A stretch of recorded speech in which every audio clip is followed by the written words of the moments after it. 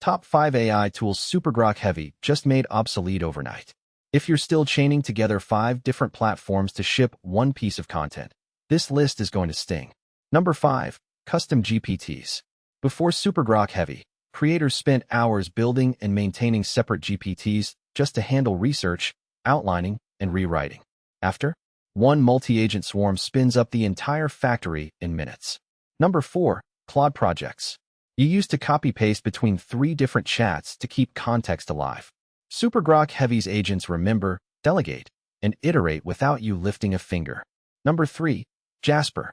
The old workflow meant feeding the same brand voice into every prompt. Now a single Heavy instance clones your voice across agents and never forgets it. Number 2. Synthesia avatars. Instead of recording separate clips and stitching them, Heavy's agents generate script, voice, and synchronized visuals in one pass. And number 1. Zapier plus AI stacks. The automation you spent weekends building? Heavy replaces the entire chain with live, self-correcting agents. Before you could only dream of overnight content factories. After SuperGrok Heavy, they're running while you sleep. Drop a comment with the tool you're replacing first.